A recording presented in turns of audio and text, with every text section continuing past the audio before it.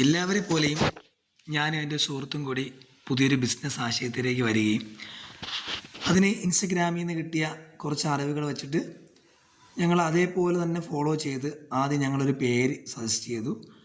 ആ പേര് കണ്ടുപിടിക്കാൻ വേണ്ടി ഞങ്ങൾ ഒരുപാട് കഷ്ടപ്പെട്ടു. ഞങ്ങളെടുത്ത പേരെല്ലാം ട്രേഡ് മാർക്കിൽ സെർച്ച് ചെയ്ത് നോക്കിയപ്പോഴത്തേക്കും അതിലെല്ലാം ഉണ്ട്.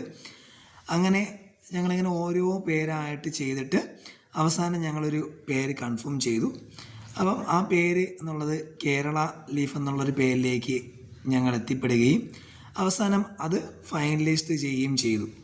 അങ്ങനെ ഞങ്ങൾക്ക് ആദ്യമായിട്ട് ഇൻസ്റ്റഗ്രാം മൂലം അല്ലെങ്കിൽ ഒരുപാട് സുഹൃത്തുക്കൾ വഴിയൊക്കെ ഞങ്ങൾ ആദ്യത്തെ ഒരു ബിസിനസ് സംരംഭം എന്നുള്ള നിലയ്ക്ക് ഞങ്ങൾ കേരള ലീഫ് എന്നൊരു പേര് കൊണ്ടുവരികയും ആ പേര് ഞങ്ങൾ ഔപചാരികമായിട്ട് അതിൻ്റെ പ്രിൻ്റൊക്കെ എടുത്തിട്ട് എന്ത് ചെയ്തു, ഞങ്ങളത് ഔപചാരികമായിട്ട് ഉദ്ഘാടനം ചെയ്തു.